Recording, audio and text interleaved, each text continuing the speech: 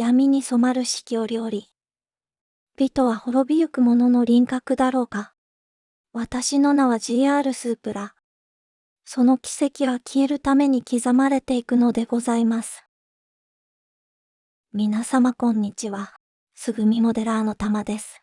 今回はタミヤ製、トヨタ、GR スープラカスタムを製作しますよ。発売されたばかりの最新キット、通常版とは異なり、結果美人を思わせる美しいフォルム、タミヤ様の最新テクノロジーを堪能できると思われます。個人的にも好きな車、どんな色に染め上げようか迷いに迷ってございます。最近はボディカウルが粉々に分割されたキットばかりでしたので、このくらいの形を保っていると安心しますね。クリアパーツが案外多くてちょっと嫌になります。カスタムパーツは控えめな形で好印象です。普段作っているレーシングカーよりも車内のパーツ数が多いです。ノーマルホイールが同封されていました。ちょっと得した気分。タイヤは乗用車タイプでよく使われるもの。溝が細かく再現されています。シャシー関連のパーツは少ないながらも表現力は素晴らしい。相変わらずタミヤ様の精度の良さは罪深く、他メーカーが群衆で襲ってきても一撃で無双できる破壊力。最近は車両解説が別紙になっちゃいましたね。今までの折りたたんだものではなく、冊子のようになっています。さらっと見た感じでは特殊な工程はなかったように思えます。何より説明書が明快なのが一番ありがたいです。特殊塗料はなく基本色ばかりで良いみたいですね。まあなくても適当に持っている塗料で塗るんですけどね。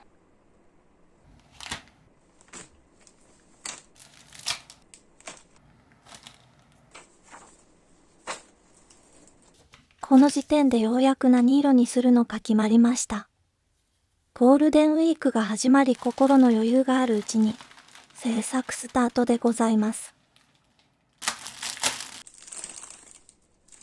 なんとも絶妙な曲線で構成されたボディカウル。精度はとても良さそうに見えるのですが、パーティングラインもあるようで注意が必要です。しかしパネルラインの溝が浅いのでガリガリしちゃいます。薄皮1枚ずつ引き裂く伝統的な拷問器具。ガリガリと痛めつける音さえ素敵な風物詩。ご覧ください。筋彫りするだけでこれだけの質感を得ることができます。デカールを貼らないキットこそ拷問感の腕の見せ所でございます。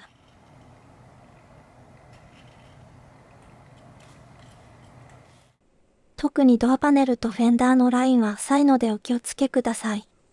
集中しないと脱線して余計な手間が増えますよ。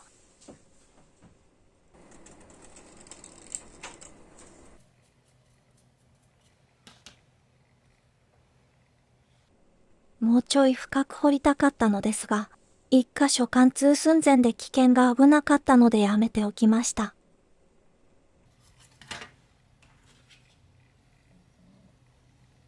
バンパーは別パーツ。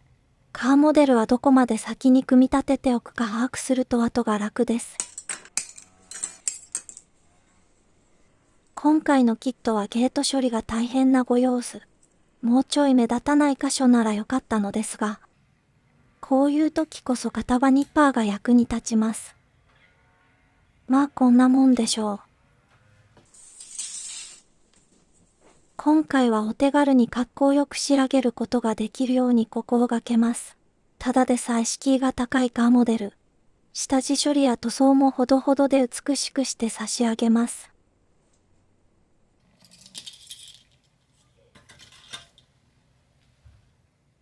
裏打ちにはフラットブラック。これは必須作業でございます。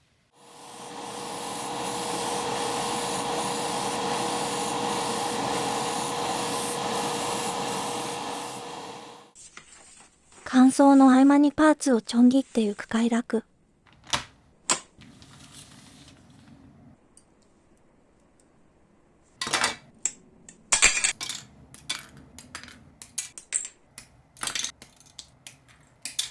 これはノーマルホイール。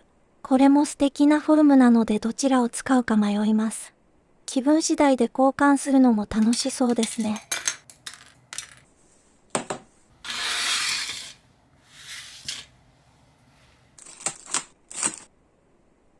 こちらがカスタムパーツ。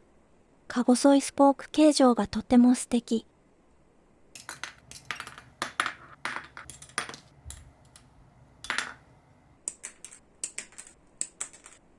間髪入れずにこちらのランナー群もぶった切り。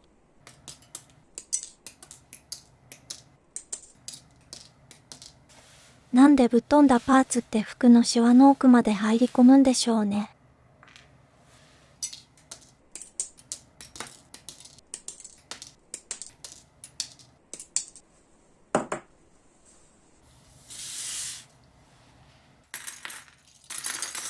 パーツ多すぎませんか？その一つ一つが精密で美しい。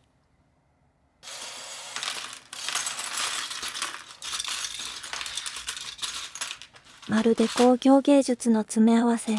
作業が深夜へ突入するのは明白。そう。これがタミヤ様。面倒の向こうにある思考の時。今宵も私はプラモに翻弄される幸せをかみしめるのでございます。真剣になれ。でも深刻になるな。この言葉が夜更けの静寂の中で小さく胸に響きます。窓の外は漆黒。ただ自分と机の上のプラモデルだけがこの世界に存在しているようです。世界が止まったようなこの場所で、今日もまた一つ、小さな美しさが生まれようとしているのでございます。そろそろ飽きて、私の中の職人と怠け者が取っ組み合いを始めました。残念ながら今夜は怠け者が勝ちました。職人は明日また挑戦するそうです。ふと窓を開ければ東の空がほのかに明けに染まっていました。重ねた時間が夜を貫き、冷たい外気が肌を撫で、肺の奥まで澄んだ空気が流れ込みます。鳥さんのご挨拶と、低く差し込む日が辺りを金色に縁取ります。足元の草にきらめく朝露は、夜の努力を静かに称えてくれているようでした。裏打ちが乾燥してか逆さの肌触り。筋彫りした箇所が黒く浮き上がり、シャープなラインを確認できます。ボディ表面に飛び散ったフラットブラックを拭き取ります。クレオス様の薄め液が使いやすいです。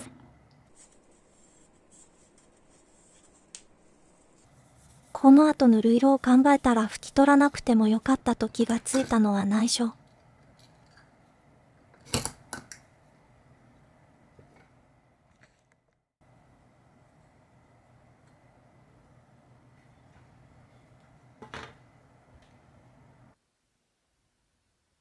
裏打ちしてしまえば成型色でもギリ許せる質感になります。この時点でフロントバンパーを接着しようと思います。この強烈な精度のおかげで別パーツとは思えないほどです。あらあら、流し込み接着剤を使ってしまいましたね。カウル合わせにその選択でよろしいのでしょうか。接着剤の香りで理性が崩れたとしか思えない愚行。遅れてやってくる杭に翻弄する姿が想像できます。この後ろ姿、仮面舞踏会の道化師のようで心が軽やかになります。何を言っているのかわからないと思いますが、今回のメインカラーはこちらでございます。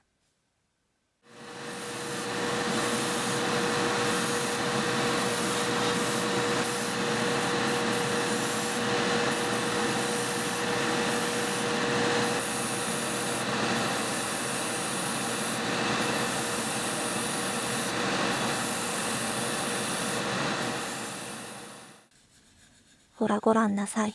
カウル合わせに流し込み接着剤なんて使うから。カウルのラインが接着剤で埋まってしまいましたね。こういうみっともないミスが時間を溶かす原因。もう一度筋彫り工具で削り取ることになります。本塗り後に刃を入れる愚かさ。全く調教がなってないようですね。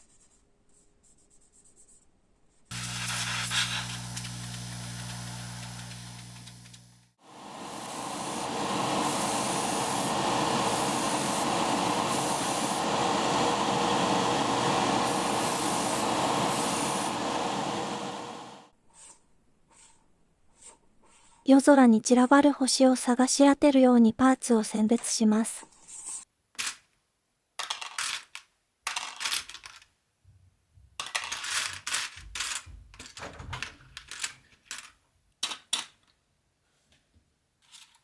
時に間違えることもございますがお気になさらぬよう。かのアインシュタインでさえ宇宙定数を間違え、人生最大の過ちと語ったように、パーツ選別を間違えるということは、偉人の系譜に加わったと言っても過言ではないということでございます。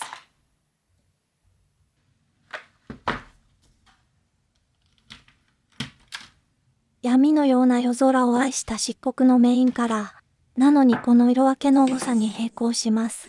この無数に広がる星のようなパーツ群を、眠りに落ちる前に塗装してしまおうと心に決めるのでございます。アマゾネスから何かカタカタと音がするものが届きました。アクションなんてしないのにアクションカメラを買う暴挙。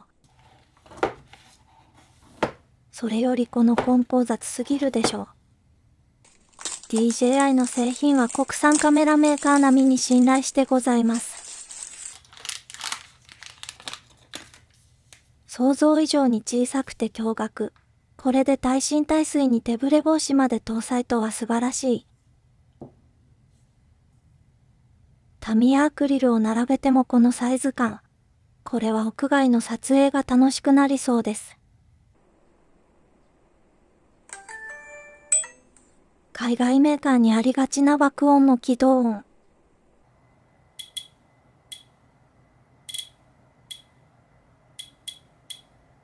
いちいち爆音で耳を潰しにかかってきます。4K の120フレームでも熱暴走しない驚異の性能。まあアクションなんてしないのでどうでもいいんですけどね。いつになっても撮影機器というのは魅力的なのでございます。シートはシックな黒基調の指示だったのですが、ほんのちょっぴりブルジョア感を匂わせたかったのでご細工。普段ならこんなこと絶対にしないのですが、いつかこの90スープラを嫁に乗ってもらいたいんですよね。10億光年よりも先の話ですけどね。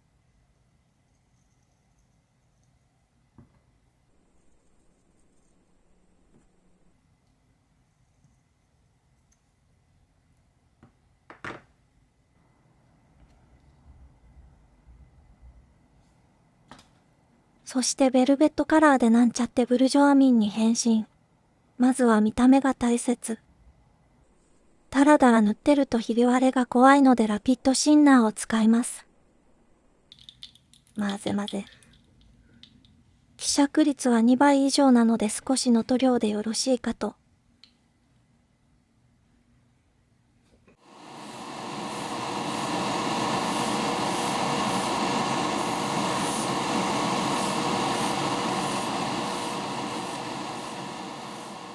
この薄さで3回ほど重ねます。真っ黒のボディカラーに黒のホイール。さすがに陰キャ並みに精神まで黒くなりそうなので、ブレーキ周りで少し遊んでみます。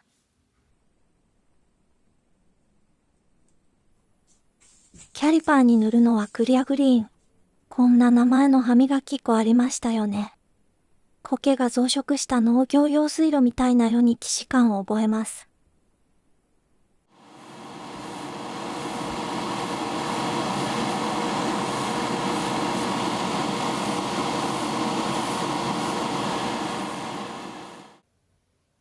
こんなもん絶対に見えなくなるサスペンション。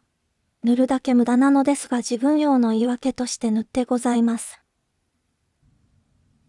ベルベットは割れることなく無事に乾燥しましたね。静かに息を整え、マスキングテープの端をつまむ。その瞬間、世界が音を潜める。ゆっくりと剥がしていくたびに隠されていた線が顔を出します。それはまるで霧の向こうから姿を現す新しい地平。世界が自分の手から整っていくように、余分なものが剥がれ落ち、ただ美しさだけが残るのでございます。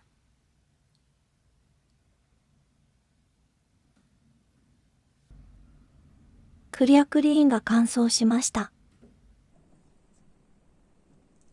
ちらっとしか見えないものから目が離せないのは万物共通。シルバーとグリーン、そして淡いゴールドという一般庶民には縁のない配色で精神を責め立てます。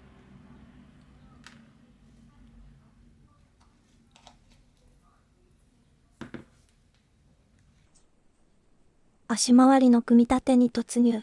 最新キットだけあって素晴らしい精度を実感できます。本来はもう少し配色指示があった気がしますが、そんなものは自分が塗りたいように塗るのがプラモデルの真髄。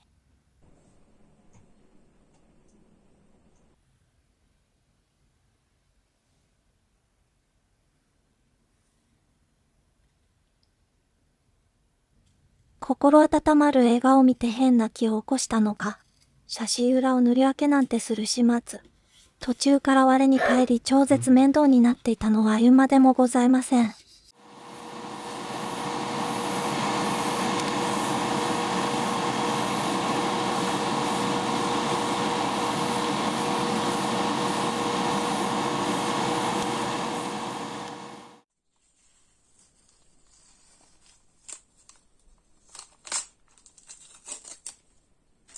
慣れないことをするもんじゃないですね。一気に疲れ果てた頃にはまた朝が迎えてくれました。黒猫が静かに足音もなく近づいてきました。この小さな生き物はかつて星の動きを見つめ、時代の移ろいを幾度も超えてきた魔女の使い魔。けれど今は私の部屋で日だまりを探し、朝ごはんの時間を待ちわびる甘えっ子さん。今日も自宅パトロール頑張ってね。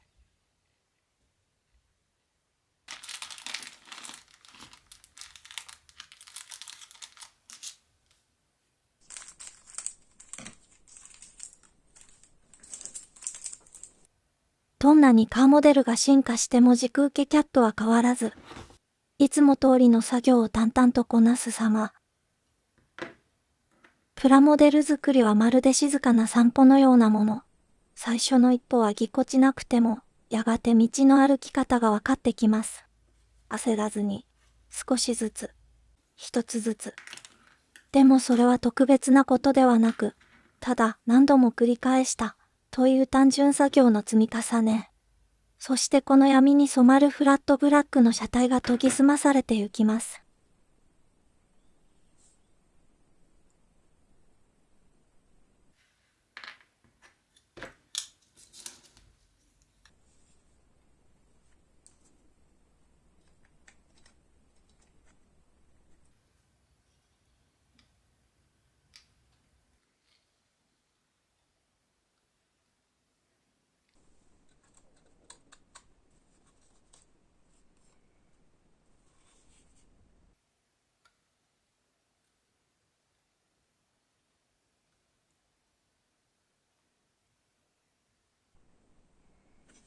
エキゾーストパイプにほんのり焼き色をつけてもよかったですね。ですがこの目が覚めるようにカチッとした仕上がり。次にこの裏を見る頃には面倒だったことすら忘れていることでしょう。このキットは日本仕様、ヨーロッパ仕様、アメリカ仕様から選択することができます。今回は日本仕様で進めますが一部装着しないパーツもございます。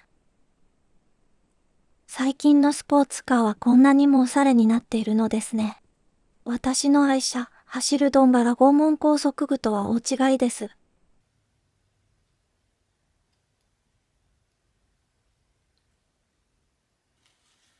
イントレットマークがあると工程がかなり楽になります。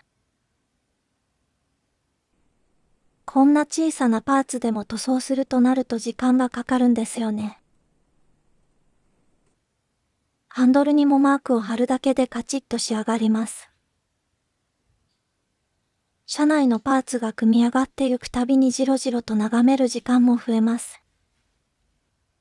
それにしても見事としか言いようのない現場作業慣れした指のガサつきですね。ベルベットの上品なシート。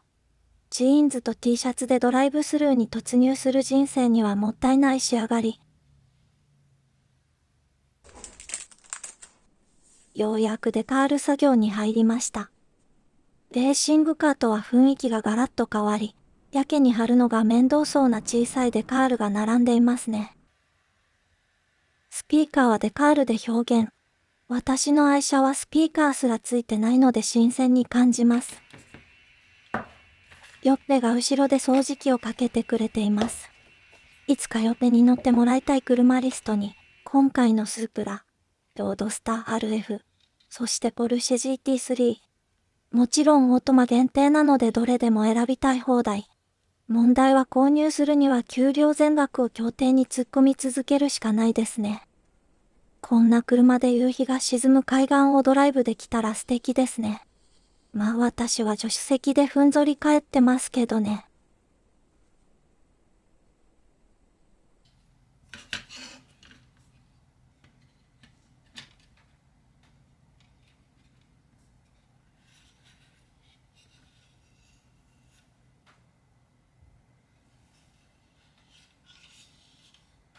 模型ビルドの手をそっと休めて連休のひととき。陽光に照らされた参道。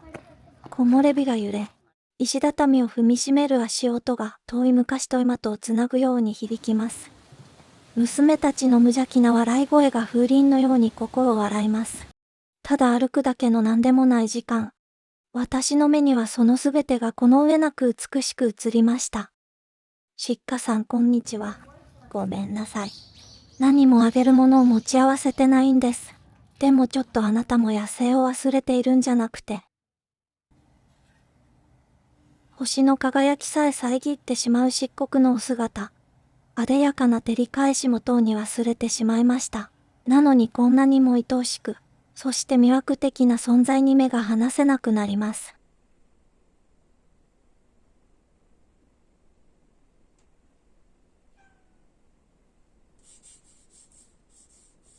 よく見ると埃や塗料の粗い粒子が目立つので整えてみます。塗膜が強固なサーフェーサーとはいえ、あっという間に地肌が出ますので、8000番の紙や素でそっとスリスリ。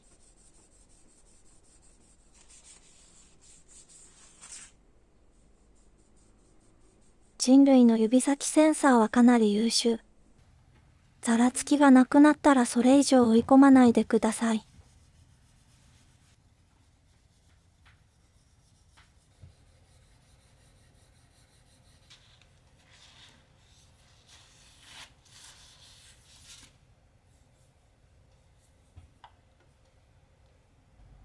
ドアノブも装着してもう一度吹き直します。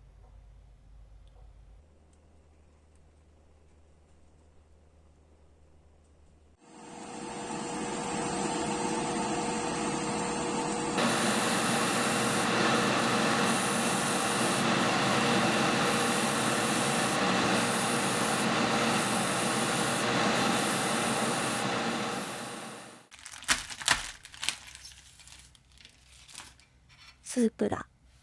それはトヨタが生んだ伝説の名を持つスポーツカー。その物語は1978年にセリカ WX として静かに始まります。精密な直列6気筒エンジン、美しく伸びやかなボディライン。そして1986年、スープラはセリカから独立し、自らの道を歩み始めます。1993年、スープラは真の黄金期を迎えます。世界の名だたるスポーツカーと肩を並べ、映画ワイルドスピードでその名は一躍伝説に、性能と美が融合した姿は多くのファンの心をつかみました。しかし2002年、排ガス規制や経済的背景の中でスープラは静かに姿を消します。けれどもその魂は決して消えることはありませんでした。そして2019年、17年の沈黙を破り、GR スープラとして復活。BMW との共同開発という新たな挑戦の中、スープラは再び情熱を宿し、現代の道を駆け抜けます。スープラの歴史は挑戦と進化、そして愛に満ちた奇跡。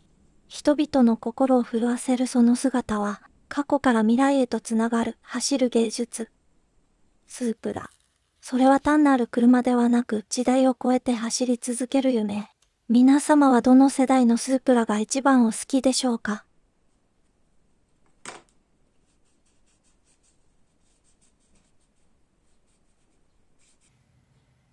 初めて使うエナメルクリアーレット。希釈率がわからず苦戦中。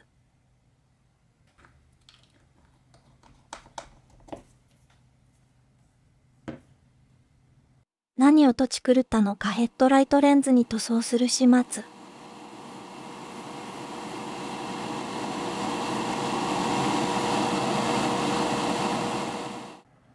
急いでエナメルシンナーで拭き取ります。エナメルは素材を脆くするので無事で本当に良かった。ちょっと集中力散漫になっているのかもしれませんね。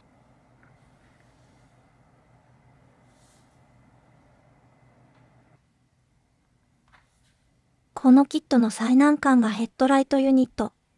クリアパーツで構成されており、LED 部分以外を黒塗り。それがとんでもなく細かい箇所なので一気に難易度が跳ね上がります。そしてこの超絶小さいデカールを LED 横に貼る嫌がらせ。今思うと親ブラシで全塗りしてから、LED 部分だけをエナメル拭き取りした方が良かったかもしれませんね。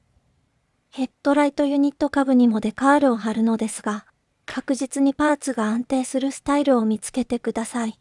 手に持って貼り付けようとするとあと一人呼んでくる必要がございます。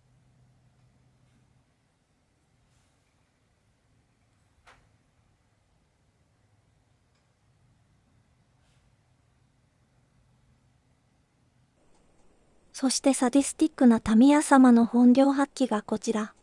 K2 性壁のように切り立った箇所に細長いデカールを貼れとのこと。一度壁に取り付けば戻ってはこれぬ、単独無酸素投犯のような緊張感。車の顔としてミスが許されない箇所にこの工程指示。本当にタミヤ様の思惑にはいつも揺るぎないサディズムを感じます。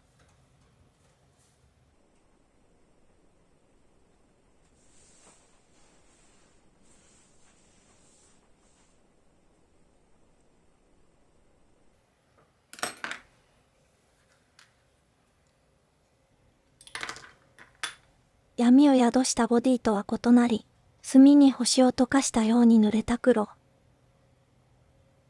ゲート処理で切り離したかけらのようなセンターキャップ。ほんの少しの力加減で弾け飛べば捜索不可能なサイズ。無呼吸になっていることすら忘れてしまいます。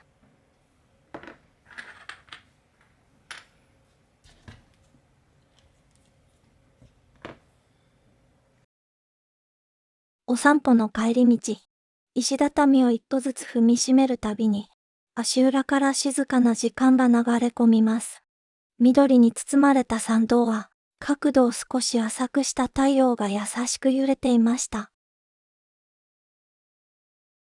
ふと見上げると満開の藤の花、あでやかな紫が言葉を飲み込み、何も語らずともすべてが伝わってくるようでした。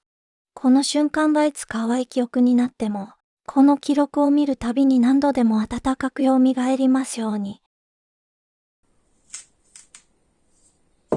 ゴールデンウィークの喧騒から帰宅すれば模型ビルドを再開。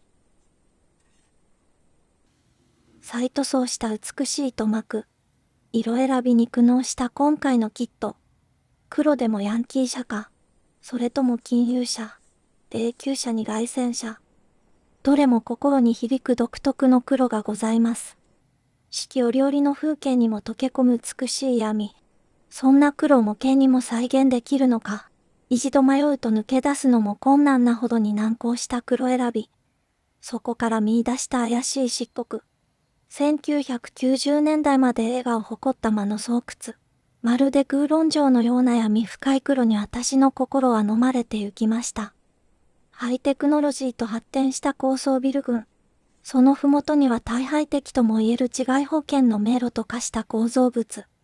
今回の闇深き黒は、そんな風景の中にあっても奇妙な美を放つように表現されています。狂気と静けさが同じ温度で共存するその色は、まるで都市が見せる最後の歌。なんて美しいのでしょう。壊れながらもなお輝こうとするこの黒は、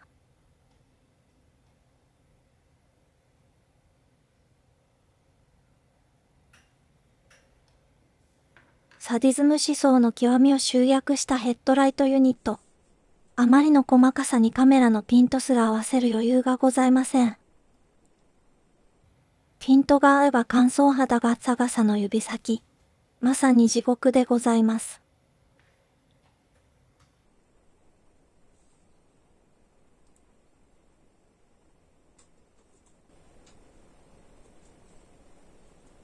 カスタムパーツとなるものには艶をまとっていただきました。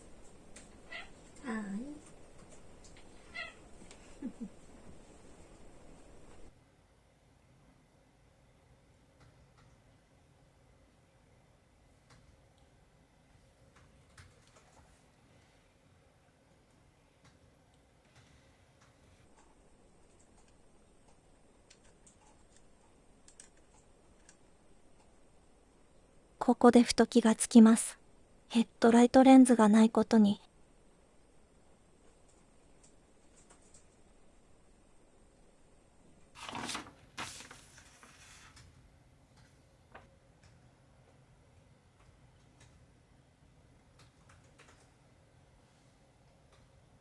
仮組なんて言葉を忘れてしまうほどの精度。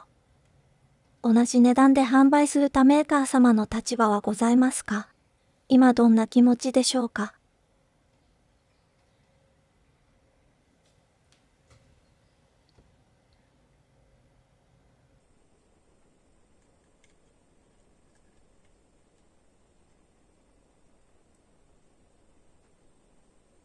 切れ長の鋭き眼光。とても美しい表情をしておられます。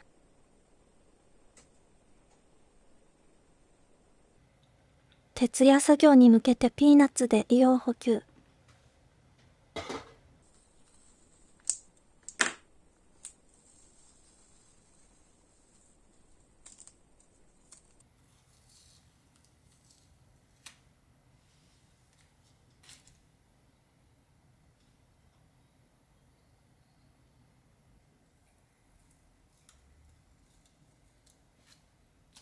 本来窓枠塗装はセミグロスブラックが一般的。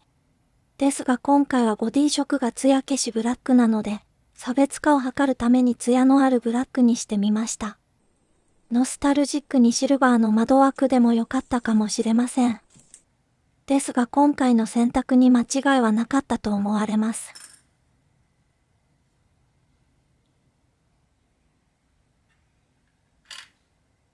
のりしろが完璧に設計されたウィンドウパーツ。おかげでトラブルもなく確実に接着することができます。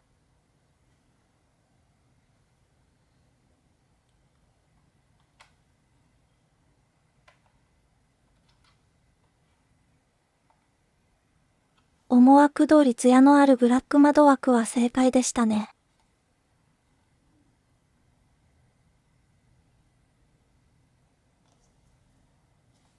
デパールなし、クリア塗装なし。ですが細かなディティールの再現度のおかげで疲れるキットです。常に作業スペースは整えてトラブルは回避するようにしてください。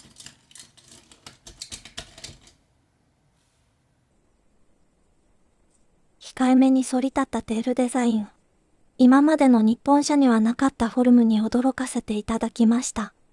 初めて見た頃は見慣れないデザインに私の脳がついていけませんでしたが、現在では愛くるしさも感じる後ろ下がりのテールがお気に入り。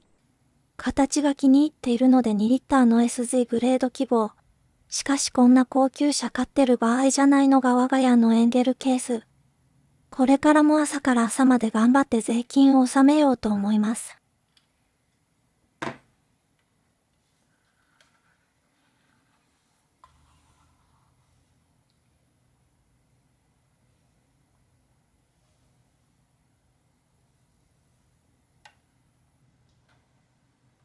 基本的なボディ工程が完了した気がします。いちいち見とれてしまうのでなかなか前に進みませんね。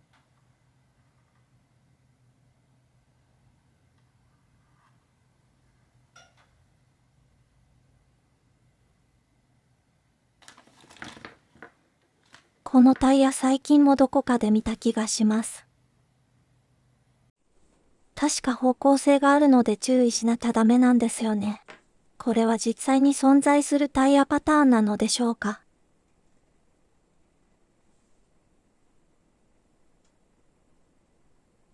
背後から異様なオーラをまとったやつの気配がします。もはや人類の言語とは思えないセリフを吐きながら大きい方の娘へ登場。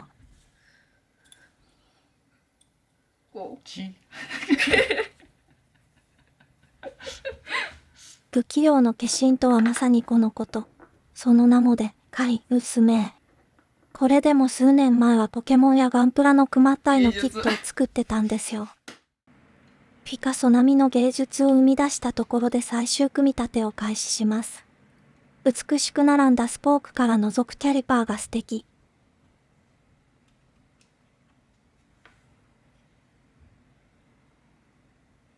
黒を基調とする中にワンポイントで飾ります。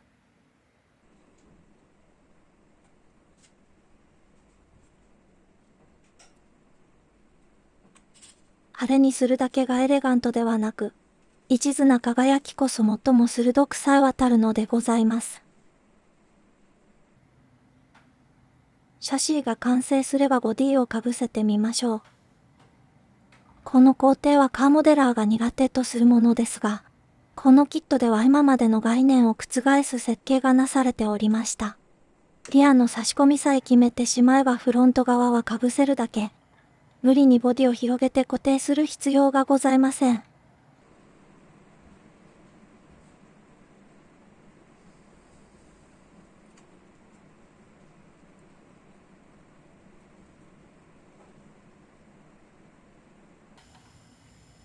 闇に染まる花鳥風月。その因子は様々で、私はそのすべてを好みに刻んできました。黒花の香りが揺れるたび、あなたの手がそっと触れてくれたことを思い出します。私は心が思うまま動くあなたと、幾千の夜を、幾万の風景を駆け抜けました。ただ走るために生まれ、ただあなたの夢を運ぶために私は存在していました。けれど今、果てのない広大な闇が近づいています。それは終わりそのもの。もし孤独があるなら、それはもうあなたとどこへも行けないということ。でももしあなたが望むのなら、私は銀河の星さえも共に盗みに行きます。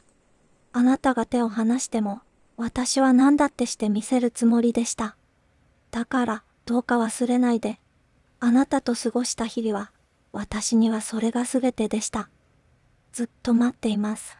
たとえこの道の先がなくても、たとえ再び目を覚ますことがないとしても、だから今だけは、少しだけ、眠らせていただきますね。